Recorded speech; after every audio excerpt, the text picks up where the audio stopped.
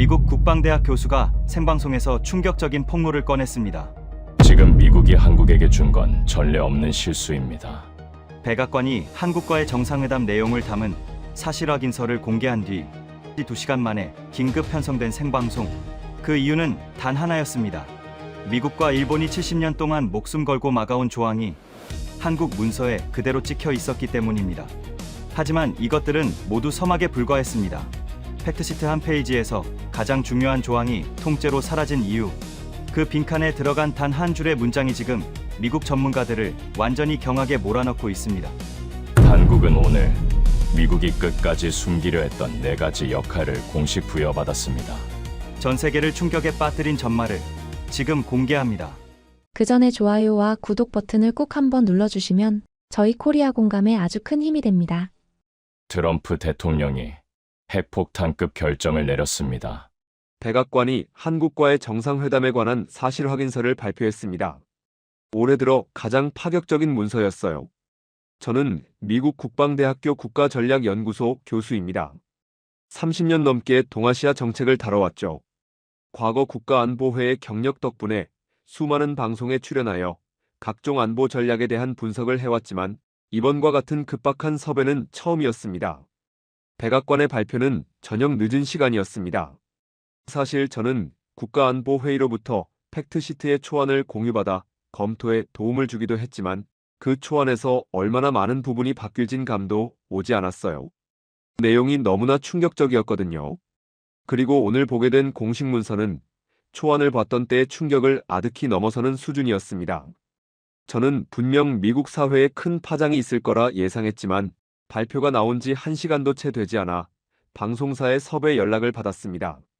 지금 당장 스튜디오로 오라 하더군요. 갑작스러운 생방송 출연에 거듭 거절을 하였지만 분명한 건 지금 제가 이 팩트시트에 대해 가장 많은 이야기를 할 수 있는 사람이란 건 분명했습니다. 그렇게 결국 전 스튜디오에 앉았습니다. 평소엔 절대 없던 긴급 편성입니다. 미국 언론 전체가 뭔가 심상치 않다고 느낀 순간이었어요. 현장의 모니터에는 벌써 여러 국가의 긴급 속보가 쏟아지고 있었습니다. NHK는 일본 외교부가 긴급 대책 회의에 들어갔다고 보도했고 CNN은 한국 관련 합의문에 예상을 뛰어넘는 조항이 포함된 것 같다고 전했어요. 로이터는 미 정부 내부에서도 의견이 크게 분분하다고 했죠. 심야 뉴스룸이 이렇게까지 어수선한 것은 미중 긴장이 최고조였던 2017년 사드 배치 때 이후 처음이었어요. 그런데 이번엔 중국이 아니라 한국이 그 중심에 있다는 게 모든 상황을 완전히 다르게 만들었습니다. 저는 그동안 수많은 한미 협정과 동맹 문서를 분석해왔지만 오늘만큼은 분위기가 완전히 달랐어요. 평소 한국 관련 발표는 조용히 넘어가는 게 보통인데 이번엔 전 세계 언론이 동시에 움직였거든요. 앵커가 긴장한 목소리로 물었습니다. 교수님, 오늘 발표된 팩트시트, 대체 무엇이 이렇게까지 전 세계를 뒤흔든 겁니까? 저는 길게 숨을 들이쉰 뒤 신중하게 말했습니다. 저는 30년 넘게 미국 동맹 문서를 작성하고 분석해왔습니다. 그러나 오늘 문서는 미국이 동아시아 전략을 뿌리부터 다시 설계하겠다는 선언입니다. 이런 수준의 근본적 변화는 제 경력상 처음 봅니다. 언론은 아직 진짜 핵심을 파악하지 못하고 있습니다. 가장 폭발적인 문장은 언론 보도에서조차 제대로 다뤄지지 않았어요. 바로 그 문장 하나가 70년 동아시아 질서를 송두리째 흔들어 놓았습니다. 앵커는 당황한 표정으로 일본 상황을 언급했습니다. 그런데 교수님, 일본이 왜 이렇게 격렬하게 반응합니까? 저는 의미심장한 미소를 지으며 대답했어요.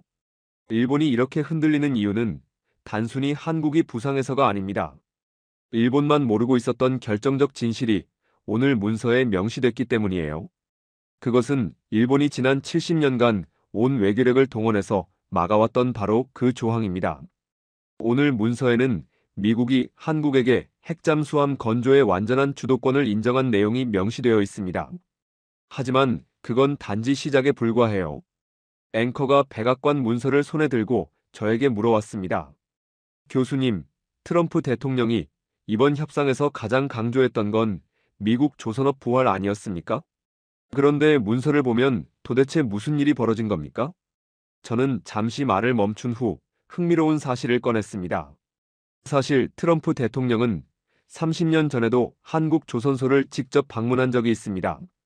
그는 수십 년간 한국의 조선업에 눈독을 들여왔어요. 앵커가 놀라며 되물었습니다. 30년 전에요? 구체적으로 어떤 일이 있었습니까? 1998년 트럼프는 한국의 대우중공업 옥포조선소를 방문했습니다. 그때 그는 개인 요트를 즉석에서 발주했어요. 그 이후로 한국의 조선 기술이 얼마나 발전했는지 계속 관심을 갖고 지켜봤던 겁니다. 특히 현대중공업과 삼성중공업이 세계 최대 규모의 컨테이너선과 LNG선을 연달아 건조하는 모습을 보면서 말이죠. 저는 트럼프의 사업가적 본능에 대해 더 자세히 설명했습니다. 트럼프는 부동산 사업을 하면서도 항상 제조업에 대한 관심이 많았어요. 특히 대규모 건설과 제조 프로젝트에서 품질과 속도를 동시에 만족시키는 업체를 찾는 게 그의 특기였죠. 한국 조선업이 바로 그런 조건을 완벽하게 충족시키는 산업이었습니다. 트럼프 대통령은 그동안 어떤 협정에서도 자신이 주장한 것보다 더 큰 성과를 얻어오는 스타일이었습니다.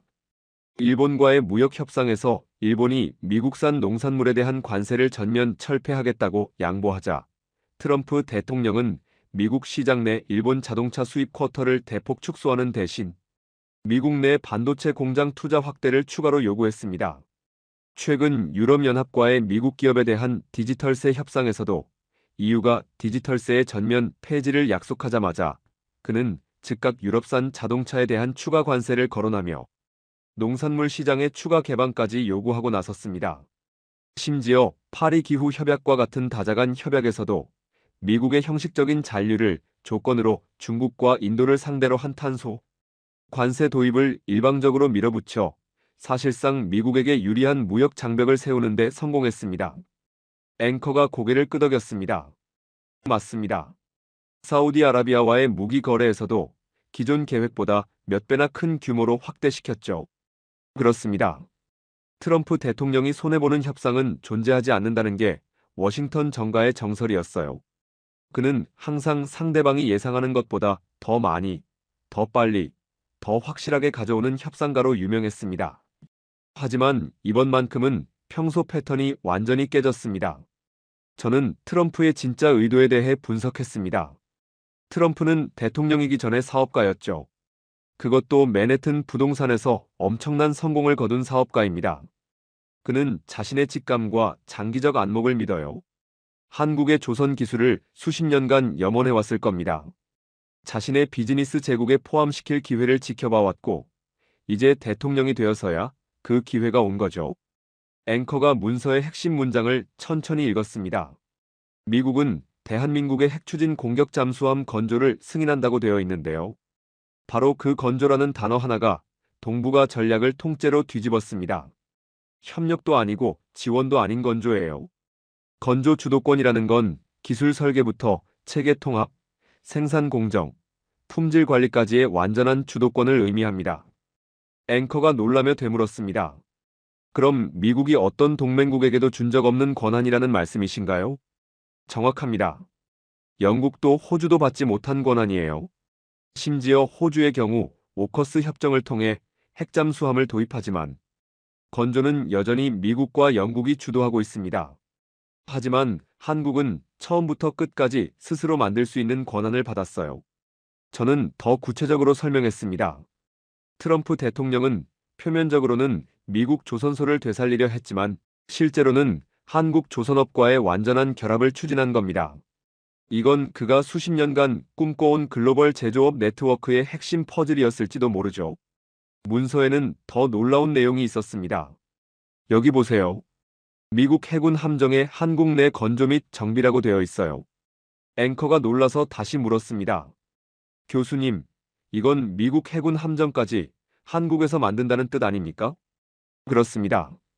버지니아급 핵잠수함은 물론이고 이지스 구축함, 심지어 차세대 항공모함까지 포함될 수 있어요. 미국의 차세대 해군 전력 상당 부분이 한국에서 건조되고 정비될 가능성이 열린 겁니다. 저는 이 결정의 전략적 의미를 강조했습니다. 트럼프 대통령이 진짜 원했던 건 미국 조선업 부활이 아니라 세계 최고 조선업과의 완전한 통합이었던 겁니다. 미국 단독으로는 중국의 급속한 해군력 증강에 대응하기 어렵다는 판단이 있었을 거예요. 앵커가 잠시 생각하더니 물었습니다. 그럼 미국 내 전문가들이 가장 놀란 지점은 무엇입니까? 트럼프 대통령이 자신이 평소 주장해온 미국 우선주의 범위를 완전히 넘어서는 전략적 승인을 한국에게 내줬다는 사실입니다. 이건 그의 일관된 외교 철학과는 정반대 방향이거든요. 저는 미국 내부 반응에 대해 더 자세히 설명했습니다. 미국 국방부 내부에서도 이 부분에 대한 논란이 적지 않았어요. 일부에서는 기술 유출 우려를 제기했고, 또 다른 일부에서는 미국 조선업계의 반발을 걱정했죠. 하지만 결국 트럼프의 결단이 모든 걸 밀어붙인 겁니다. 특히 일본은 이 상황을 어떻게 받아들일지 워싱턴 전체가 주목하고 있었는데, 결과는 예상보다 훨씬 격렬했습니다. 일본은 작년에 이미 반도체 공장 건설과 첨단 소재 투자 등으로 5,500억 달러 투자 약속을 확정해둔 상태였는데, 이번 미일 정상회담의 팩트시트를 열어보니 갑자기 6,500억 달러로 1,000억 달러나 증액되어 적혀 있었거든요. 앵커는 믿기지 않는다는 표정으로 되물었습니다. 일본이 동의하지도 않은 금액이 일방적으로 적혀 있었다는 말씀이신가요? 정확합니다. 도쿄 외무성과 경제산업성이 완전히 당황했어요. 그들은 더 많은 돈을 내면서도 한국이 받은 핵심 권한들은 하나도 얻지 못했거든요. 이건 일본 입장에서는 굴욕적인 상황이었습니다.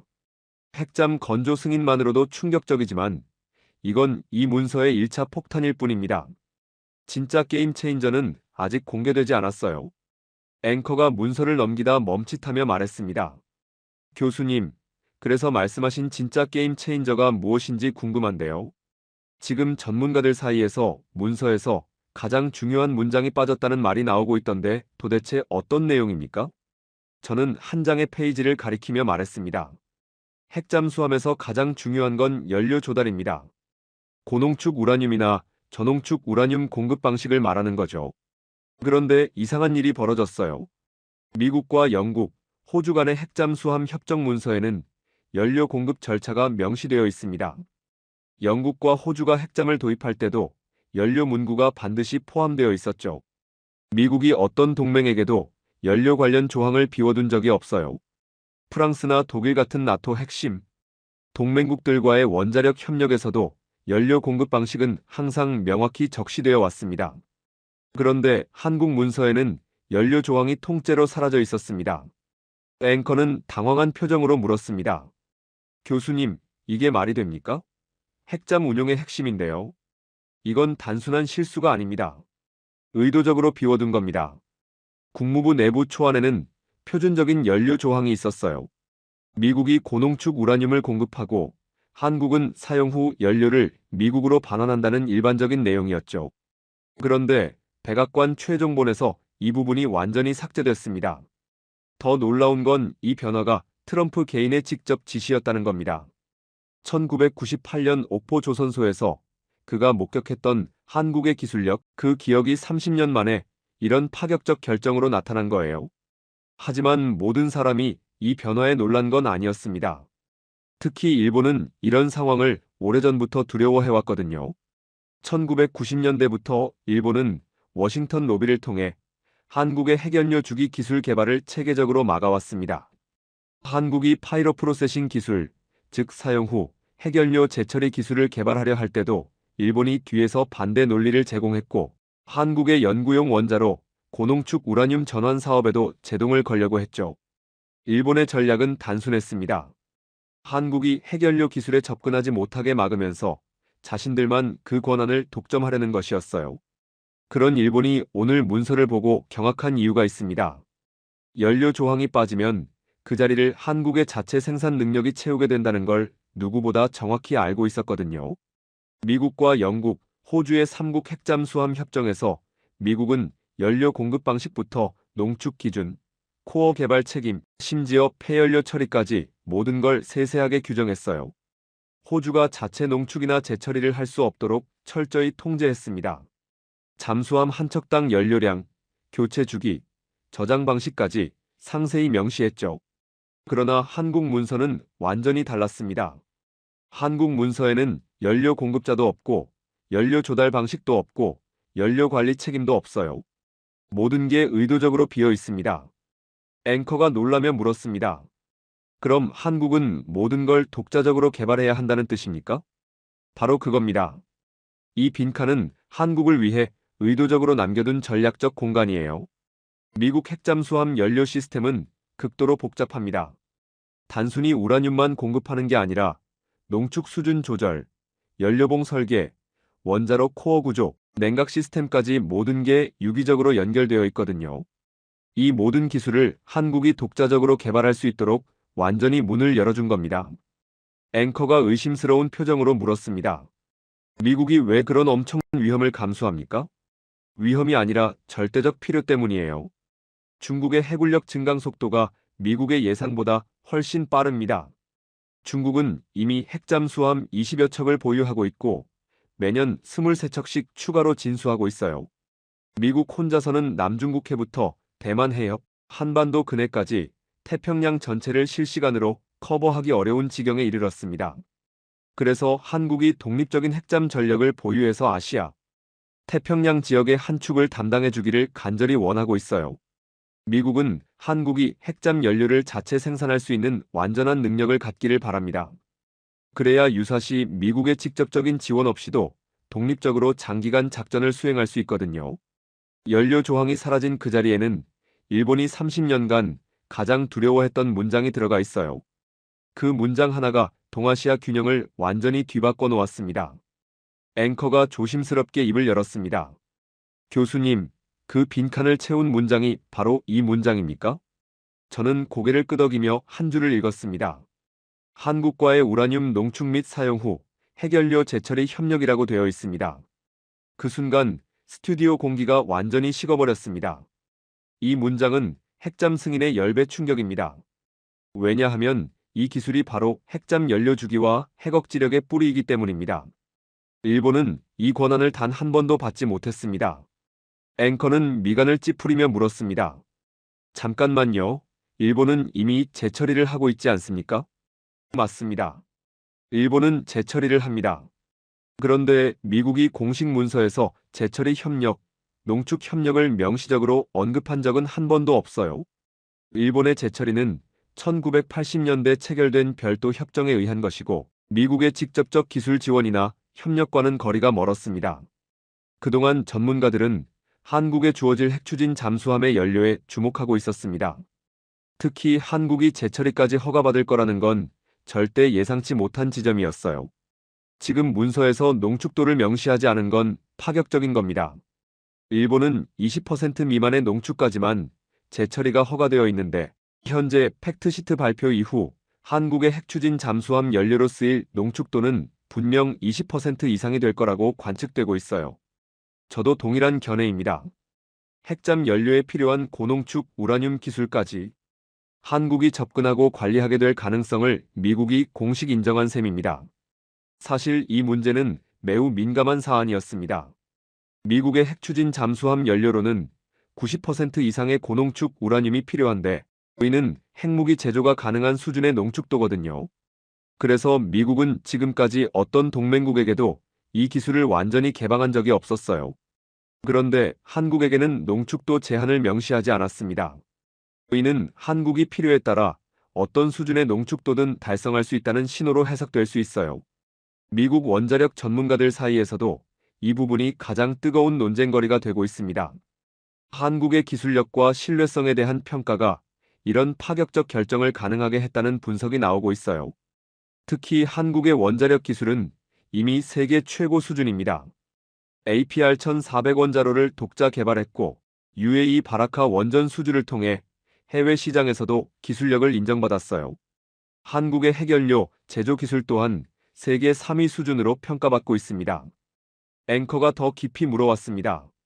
그런데 일본이 이렇게 격렬히 반응하는 이유는 정확히 무엇입니까? 일본의 진짜 두려움은 한국이 자신과 동등한 지위에 오르는 것입니다. 한국이 핵연료 주기에 진입하는 순간 미국과 일본의 독점적 동맹 구도가 흔들린다고 본 거죠. 한국이 해군력, 핵잠력, 핵주기 기술을 동시에 확보하면 동아시아 전략의 중심은 일본이 아닌 한국이 된다는 걸 정확히 알고 있었어요. 더 중요한 건 경제적 파급 효과입니다. 한국이 핵연료 재처리 기술을 완전히 확보하면 완전한 원자력 분야에서 일본과 직접 경쟁하게 됩니다. 지금까지 일본이 독점해왔던 아시아 원자력 패키지 시장에서 한국이 강력한 독점자로 부상하는 거죠. 사실 일본의 미쓰비시, 도시바 같은 원자력 기업들은 이미 한국의 두산에너빌리티나 한국전력기술에 추월당했죠. 그런데 한국이 재처리까지 가능하다면 일본보다 더 완벽한 원자력 기술 패키지를 제공할 수 있게 되는 거예요. 앵커가 놀라며 말했습니다. 그렇다면 이건 단순한 군사 협력을 넘어 경제 패러다임까지 바꾸는 결정이군요. 맞습니다. 일본이 지금까지 유지해온 원자력 기술의 아시아 독점 구조가 완전히 무너지는 겁니다. 한국이 단순히 핵잠을 운용하는 국가가 아니라 핵잠 연료를 직접 관리하고 나아가 독자적 핵 억지 기반을 확보할 수 있는 국가로 완전히 격상된 거예요. 일본의 공포는 결국 기술이 아니라 지위와 시장의 문제였던 겁니다. 이 조항은 한국에게 핵연료 주기의 전 과정 접근 권한이 열릴 수 있음을 명백히 시사합니다.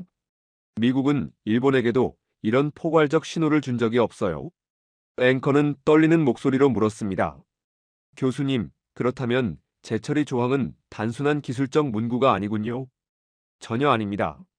이 조항은 미 해군 아시아 허브의 한국 이동이라는 더 큰 그림의 첫 번째 단계입니다. 한국이 핵연료를 자체 생산할 수 있어야 미 해군 함정들의 정비와 보급도 독립적으로 처리할 수 있거든요. 중요한 건 핵연료 재처리 조항이 들어감으로써 또 다른 역사적인 변화가 생긴다는 것이죠. 앵커가 의미심장한 표정으로 물었습니다. 교수님, 말씀하신 그 역사적인 변화가 구체적으로 무엇입니까? 재처리 조항과 어떤 연관이 있는 건가요? 저는 잠시 침묵을 유지한 후 천천히 입을 열었습니다. 연관이 있는 정도가 아닙니다. 재처리 조항은 미국이 준비하고 있는 더 큰 그림의 첫 번째 퍼즐이었어요. 앵커가 고개를 갸우뚱했습니다. 더 큰 그림이요? 미국이 한국에게 핵연료 재처리를 허용한 건 단순히 핵잠 운용을 위해서만이 아닙니다. 태평양 전체의 해군 작전 체계를 바꾸려는 거예요. 저는 문서의 구체적인 배경을 설명하기 시작했습니다. 지금까지 미 해군의 핵추진 함정들은 연료 보급이나 교체를 위해 본토나 괌으로 돌아가야 했습니다. 시간도 오래 걸리고 작전 공백도 생기죠. 그런데 한국이 재처리 능력을 갖게 되면 이 모든 게 바뀝니다. 앵커의 눈이 커졌습니다. 그럼 한국에서 직접 미 해군 함정들의 연료를 처리할 수 있다는 말씀이신가요? 정확합니다. 한국이 아시아 태평양의 핵연료 허브가 되는 겁니다. 항공모함이든 핵잠수함이든 한국 근해에서 모든 연료 관련 작업을 처리할 수 있어요. 이는 미국 해군 사상 전례 없는 변화였습니다. 동맹국에게 이런 수준의 핵연료 관련 권한을 준 적이 없거든요. 미국은 중국과의 장기전을 대비하고 있습니다. 유사시 본토나 괌까지 가지 않고도 한반도 근해에서 모든 보급과 정비를 완료할 수 있는 체계를 만들려는 거예요. 저는 이 결정의 전략적 의미를 더 자세히 풀어냈습니다. 한국의 지정학적 위치가 핵심입니다. 서해는 중국 해군의 주요 진출로이고 동해는 러시아 태평양 함대의 활동 무대죠. 바로 이 지점에서 미 해군이 무제한 작전을 펼칠 수 있게 된 겁니다. 일본 요코스카 기지의 전략적 가치가 상당 부분 한국으로 이동하는 셈입니다. 앵커가 놀라며 물었습니다. 그렇다면 일본의 반발이 이해가 되는군요. 하지만 미국이 왜 굳이 일본을 배제하고 한국을 선택했을까요? 배제가 아니라 역할 분담입니다. 일본은 여전히 중요한 동맹국이지만 중국 견제라는 관점에서 한국이 훨씬 효과적인 위치에 있어요. 한국은 중국 해군의 핵심 기지들과 직접 마주하고 있습니다. 산둥 반도의 칭다오 기지, 야오둥 반도의 위순 기지와 불과 몇백 킬로미터 거리죠. 미국 입장에서는 한국에서 출발한 핵잠수함이 30분 만에 중국 해군 기지 앞에 도달할 수 있다는 계산이 나온 거예요. 이는 일본 기지에서 출발하는 것보다 훨씬 빠른 대응이 가능합니다. 한국의 조선업 기술력도 큰 변수였습니다. 세계에서 가장 빠르고 정확하게 대형 함정을 건조할 수 있는 나라거든요. 저는 마지막으로 이 변화의 파급 효과를 언급했습니다. 재처리부터 건조, 정비까지 한국에서 모든 게 해결되면 미 해군의 아시아 작전 반경이 획기적으로 늘어납니다. 이건 단순한 동맹 강화가 아니라 아시아 해양 패권 구조 자체의 변화예요. 앵커가 숨을 깊게 들이쉬며 말했습니다. 그렇다면 한국과 일본의 위상 변화는 피할 수 없겠군요. 이제 정말 흥미진진한 비교가 시작됩니다. 앵커가 잠시 생각하더니 문서의 경제 항목을 가리키며 물었습니다. 교수님, 그런데 한 가지 궁금한 점이 있습니다.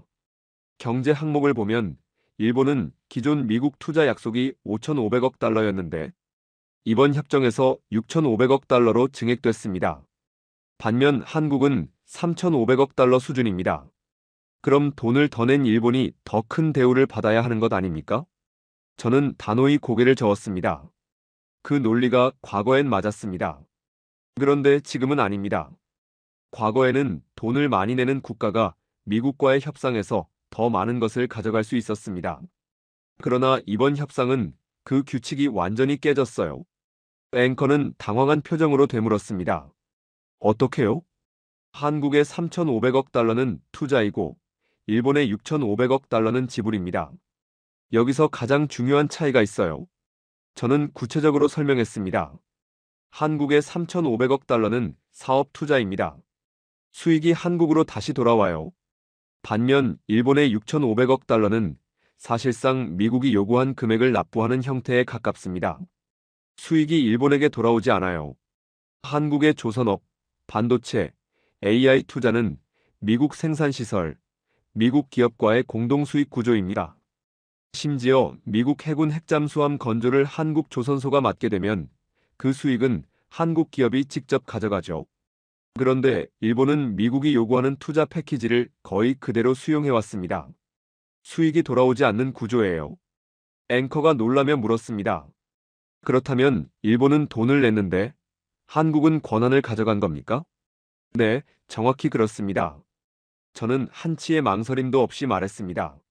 미국이 한국에게 준 것은 돈으로 살 수 없는 권한들입니다. 첫째, 핵잠수함 건조 주도권. 둘째, 핵연료 재처리 조항.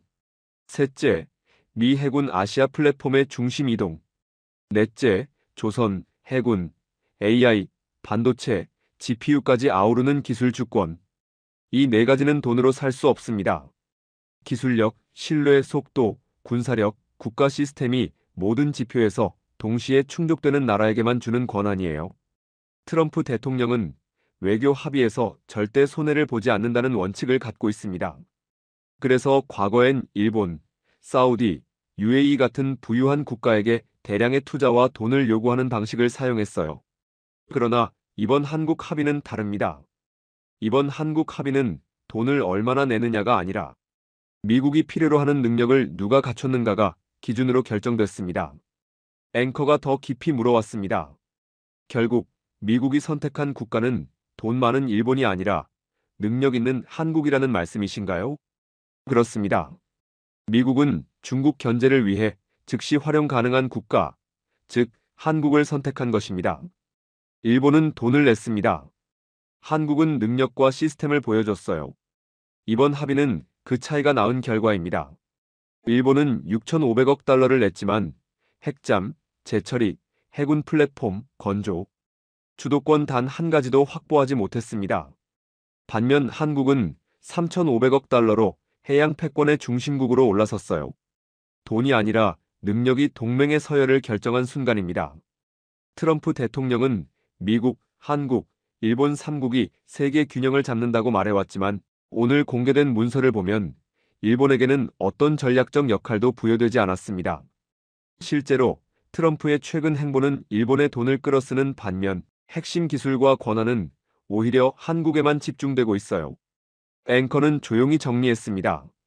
이제서야 일본 외무성이 왜 발표 직후 즉각 대응에 들어갔는지 이해가 되는군요. 한국은 3,500억 달러로 해양 패권 구조를 바꿔버렸습니다. 앵커가 스튜디오 뒤에서 들어온 새로운 자료를 들고 말했습니다. 교수님, 말씀하신 내용이 사실이라면 미국 내부에서도 적지 않은 논쟁이 있어야 하는 것 아닙니까? 그런데 자료를 보면 미국 국방부 내부 반응이 좀 이상합니다. 저는 고개를 끄덕였습니다. 네, 저도 보고받았습니다. 논쟁은 있었지만 최종 결론은 예상 밖이었습니다. 앵커는 조심스럽게 물었습니다. 어떤 결론이었습니까? 미국은 더 이상 한국 기술을 통제할 수 없다고 판단했습니다. 미국 내부 분석 결과 한국의 핵잠, 조선, 반도체, 정비 AI 시스템은 이미 미국이 통제 가능한 범위를 넘어섰다는 결론이 나왔어요. 스튜디오가 조용해졌습니다. 앵커는 믿기지 않는다는 표정으로 되물었습니다. 통제가 불가능하다고요? 네. 미국은 동맹이라도 기술을 통제할 수 있을 때만 권한을 제한하는 방식을 사용합니다. 그러나 한국은 전력, 속도, 품질, 공정, 산업폭, 보안체계 이 모든 지표에서 이미 독립적 기술 강국입니다. 한국은 미사일 사거리 제한 해제, 탄두, 중량 해제와 같은 족쇄를 풀어줄 때마다 기다린 듯 자신의 새로운 무기들을 공개했습니다. 마치 해제될 걸 알고 준비했다는 것처럼 말이죠. 2017년 미국과 한국의 미사일 지침이 1차 개정되었습니다. 사거리 800km 제한은 유지하되 탄두 중량 500kg 제한이 완전히 해제된 것입니다. 그러자 한국은 즉시 현무포 탄도미사일을 공개했습니다. 이 미사일은 사거리 800km의 탄두 중량이 2톤에 달하는 강력한 벙커버스터로 지하 깊은 곳의 북한 지휘부를 직접 타격할 수 있게 되었습니다. 더 놀라운 건 그 다음이었습니다. 2021년 5월 한미 정상회담을 통해 사거리 800km 제한마저 완전히 폐지되었습니다. 이 족쇄가 풀리자마자 한국은 현무5 고위력 현무 개발을 공식화했습니다. 이것이야말로 진정한 괴물 미사일이었습니다. 사거리는 300에서 500km 수준으로 알려졌지만 탄두 중량이 무려 9톤에 달하는 것으로 추정됩니다. 사실상 현존하는 가장 강력한 벙커버스터 중 하나로 매번 미국의 예상을 뛰어넘는 속도였습니다. 미군 관계자들은 한국이 언제 이런 기술을 개발했는지 의아해했다고 합니다. 실제로 펜타곤 내부에서는 한국이 언제부터 이런 수준의 기술을 보유하고 있었나라는 질문이 계속 나오고 있어요. 미국 해군 전문가들조차 한국의 기술 발전 속도를 제대로 파악하지 못했던 겁니다. 이번 핵잠수함도 사실 마찬가지입니다. 트럼프의 발표가 나오자마자 한국의 한화오션은 핵잠수함 시뮬레이션을 성공적으로 수행했으며 현재 핵잠수함을 언제라도 건조할 수 있다는 걸 검증했다는 발표를 했습니다. 이 발표 타이밍이 우연일까요? 미국 발표 직후 몇 시간 만에 나온 한화오션의 발표는 마치 이미 준비되어 있었다는 느낌을 줍니다. 핵잠수함 시뮬레이션 성공이라는 것은 단순한 기술 검증이 아닙니다. 원자로 설계부터 추진 시스템, 안전장치까지 모든 것이 완벽하게 계산되어야 가능한 일이거든요. 더 놀라운 건 한화오션이 언제라도 건조 가능하다고 단언했다는 점입니다. 이는 기술적 준비가 이미 완료되었다는 의미로 해석됩니다. 설계도면, 자재 조달, 인력 배치, 생산 라인까지 모든 것이 준비된 상태라는 거죠. 핵잠수함의 개발과 건조까지는 보통 오랜 시간이 걸립니다. 10년은 걸리는 게 평균적인 기간이에요. 미국의 버지니아급도 초기 설계부터 일본함 진수까지 12년이 걸렸고 영국의 아스튜트급은 15년 이상 소요됐습니다. 프랑스의 쉬프랑급도 개발 시작부터 실전 배치까지 거의 20년 가까이 걸렸어요. 그런데 한국은 어떻습니까? 마치 이미 모든 준비가 끝나 있었다는 듯한 반응을 보이고 있습니다. 이는 한국이 공개적으로 핵잠수함 개발을 추진한다고 발표하기 훨씬 이전부터 관련 기술을 축적해왔다는 것을 의미합니다. 미국 해군 분석가들은 한국의 이런 패턴을 깜짝 상자 전략이라고 부르기 시작했어요. 겉으로는 조용하지만 내부적으로는 이미 모든 준비를 마쳐두고 때가 되면 순식간에 공개하는 방식 말입니다. 하지만 한국은 마치 올해 핵잠수함을 공개할 예정이었다는 거 마냥 또 깜짝 발표를 할 거란 생각이 듭니다. 어쩌면 기대까지 됩니다. 무슨 재미있는 기술과 능력을 지녔는지 말이죠. 실제로 한국의 최근 행보를 보면 충분히 가능한 시나리오입니다. KSS-3 배치왕급 잠수함, 건조 경험, 원자력 발전소 독자 기술, 그리고 세계 최고 수준의 조선 기술이 모두 합쳐지면 핵잠수함 건조는 충분히 현실적인 목표가 됩니다. 특히 한국이 보유한 APR-1400원자로 기술은 핵잠수함 동력원으로 활용 가능한 수준으로 평가받고 있어요. 이를 잠수함 크기에 맞게 소형화하고 최적화하는 기술만 확보하면 되는 상황입니다. 새로운 무기는 늘 저를 떨리게 합니다. 그 무기를 개발한 국가가 동맹국이라면 더더욱이죠. 특히 한국처럼 기술 발전 속도가 예측 불가능한 국가의 신무기 개발은 항상 기대감과 긴장감을 동시에 안겨줍니다.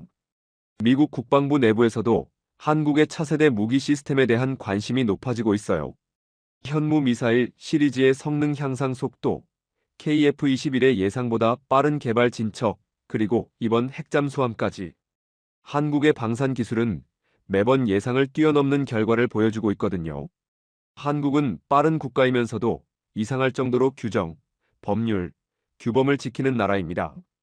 기술 유출 거의 없음, 방산 보안 세계 최상위, 군사 협력 신뢰도 최고, 부패, 간첩, 기밀 누수 최소 수준입니다. 이 점이 미국이 한국을 특별하게 보는 가장 큰 이유 중 하나입니다. 기술력만 뛰어난 국가는 많지만 기술력과 신뢰성을 동시에 갖춘 국가는 매우 드물거든요. 한국은 첨단 기술을 빠르게 흡수하고 발전시키면서도 보안 수준은 철저하게 유지하는 독특한 특성을 보입니다. 실제로 한국의 방산 보안 시스템은 나토 기준을 상회하는 수준으로 평가받고 있어요. 기술 유출 사건도 거의 발생하지 않고 국제 공동 개발 프로젝트에서도 항상 높은 신뢰도를 보여왔습니다. 미국 정보기관들이 분석한 결과에 따르면 한국은 선진국 중에서도 특히 규범 준수 의식이 강한 국가로 분류됩니다. 이는 단순한 법적 의무 이행을 넘어서 국제적 약속과 협정에 대한 근본적인 신뢰를 의미합니다. 미국은 이 점을 보고 기술과 보안을 동시에 신뢰할 수 있는 유일한 국가라는 결론을 내렸어요. 첨단 군사 기술을 공유해도 안전하고 공동 개발해도 기술이 제3국으로 유출될 위험이 거의 없다는 판단입니다. 앵커가 감탄 섞인 목소리로 말했습니다. 그래서 기술을 막는 대신 전면 허용, 공동 주도 이 전략으로 간 거군요. 그렇습니다. 한국은 단순 동맹이 아니라 핵심 축입니다. 오늘 문서는 한국이 핵심 국가로 올라섰다는 미국의 공식 선언이었습니다. 앵커가 조용히 물었습니다. 그렇다면 일본인들이 가장 두려워한 상황이 현실이 된 겁니까? 그렇습니다. 일본이 30년 동안 막으려 했던 한국의 핵심 국가화가 오늘 공식적으로 이루어진 순간이었습니다. 이제 마지막 질문이 남았습니다. 앵커가 중요한 질문을 꺼냈습니다. 교수님, 오늘 발표된 문서를 종합해보면 미국은 무엇을 얻고 한국은 어디로 향하는 겁니까? 저는 문서 전체를 천천히 훑으며 말했습니다. 미국이 얻은 건 돈이 아닙니다. 시간입니다. 중국의 군사력, 해군력 증강 속도가 미국이 예상했던 것보다 훨씬 빠릅니다. 미국이 지금 필요한 건 돈이 아니라 시간이에요. 이는 매우 절박한 상황입니다. 미국 국방부의 내부 보고서에 따르면 중국의 군사 현대화 속도는 미국의 예측 모델을 완전히 벗어났어요. 특히 해군력 증강은 예상보다 3배 빠른 속도로 진행되고 있습니다. 중국은 2030년까지 항공모함 6척 체제를 완성하려 하고 있고 핵잠수함 보유량도 현재 20척에서 30척 이상으로 늘릴 계획입니다. 더 심각한 건 중국의 조선업 역량이 급속도로 발전하고 있다는 점이에요. 시간을 벌어줄 수 있는 국가는 중국 주변에서 딱 하나, 한국뿐입니다. 일본은 조선업 경쟁력을 이미 상당 부분 잃었고 대만이나 필리핀은 산업 기반이 부족합니다. 싱가포르나 호주는 지리적으로 너무 멀어요. 한국은 건조, 정비, 물류, 생산, AI, 반도체까지 모든 분야에서 즉시 실행 가능한 속도를 갖고 있습니다. 미국의 전략은 한국의 산업 속도를 빌려 중국보다 앞서가는 것입니다. 한국의 조선업 역량은 현재 세계 1위입니다. 현대중공업, 삼성중공업, 한화오션이 보유한 건조 속도와 기술력은 다른 어떤 국가도 따라올 수 없는 수준이에요. 특히 대형 함정 건조에서는 독보적인 위치를 차지하고 있습니다. 미국이 가장 주목하는 건 한국의 통합 생산 시스템입니다. 조선소에서 함정을 만들면서 동시에 AI 시스템, 반도체, 레이더, 추진 시스템까지 모든 걸 한 번에 통합할 수 있는 능력을 갖춘 나라는 전 세계에서 한국이 유일해요. 더욱 놀라운 건 한국의 병행 생산 능력입니다. 여러 척의 함정을 동시에 건조하면서도 품질 저하 없이 납기를 맞추는 시스템은 미국 조선소도 갖지 못한 역량입니다. 미국 해군이 한국 조선소에 주목하는 이유가 바로 이 때문이에요. 이는 단순한 경제적 계산이 아닙니다. 생존의 문제예요. 미국이 중국과의 군사적 경쟁에서 뒤처지는 순간 전 세계 패권 구조가 완전히 바뀔 수 있거든요. 중국은 매년 2척씩 핵잠수함을 진수하고 있고 남중국해에서 인공섬 건설도 계속하고 있습니다. 미국 혼자서는 이 속도를 따라잡기 어려운 상황이에요. 중국의 핵잠수함 건조 속도는 정말 위협적입니다.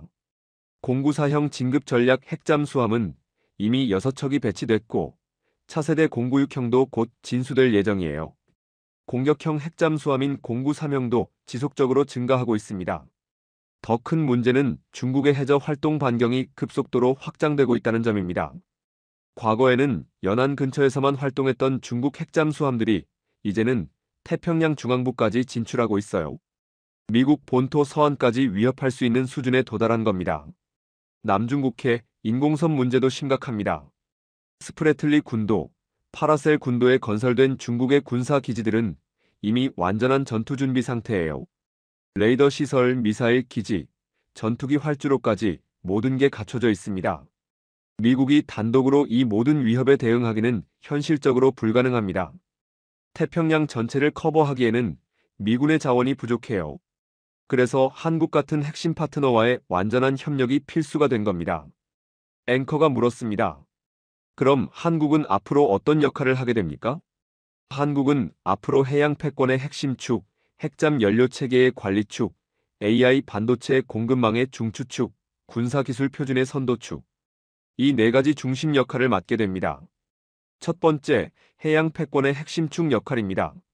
한국은 서태평양 지역에서 미국의 해군력을 직접 지원하고 보완하는 역할을 하게 됩니다.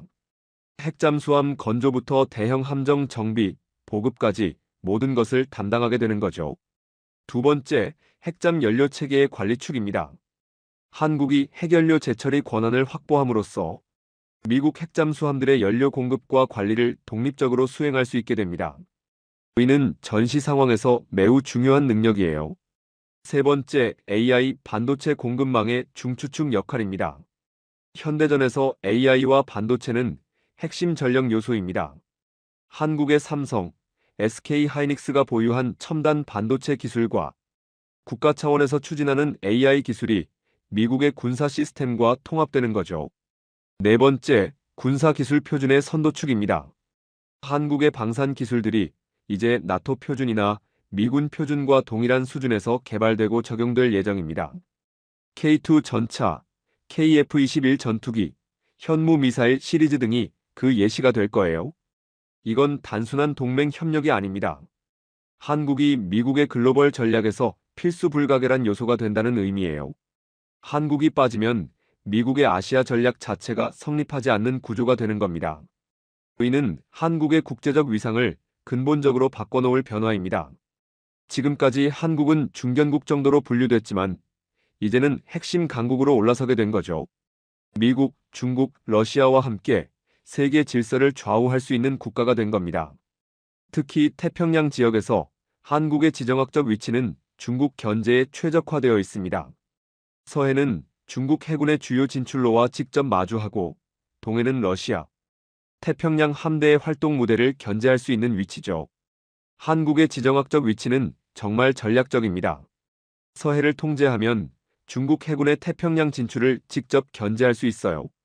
칭다오, 위순 같은 중국의 주요 해군 기지들이 모두 한반도와 가까운 거리에 있거든요. 동해에서는 러시아 태평양 함대의 움직임을 감시하고 차단할 수 있습니다. 블라디보스토크에서 출발한 러시아 함정들이 태평양으로 나가려면 반드시 한국 근해를 통과해야 해요. 더 중요한 건 한국이 중국과 러시아를 동시에 견제할 수 있는 유일한 위치라는 점입니다. 일본은 러시아만, 대만은 중국만 견제할 수 있지만 한국은 양쪽 모두를 동시에 감시하고 대응할 수 있어요. 이런 지정학적 이점 때문에 미국이 한국을 아시아 전략의 핵심으로 선택한 겁니다. 한국에서 운용되는 미군의 핵잠수함과 항공모함은 중국과 러시아 양쪽을 동시에 압박할 수 있는 최적의 위치에 배치되는 거죠. 앵커가 일본에 대해 물었습니다. 일본은 어떻게 되는 건가요? 저는 잠시 말을 멈추고 신중하게 답했습니다. 일본이 두려워한 건 기술 경쟁이 아닙니다. 전략적 역할의 변화입니다. 그동안 미국은 일본을 아시아 태평양의 핵심 전략 파트너로 한국을 지역적 협력국 정도로 위치시켜 왔습니다. 그런데 오늘 문서로 그 역할 분담이 완전히 재편된 거예요. 일본은 경제적 기여국으로서의 역할을 유지하지만 전략적 주도권은 상당 부분 한국으로 이동했습니다. 일본은 여전히 중요한 동맹국입니다.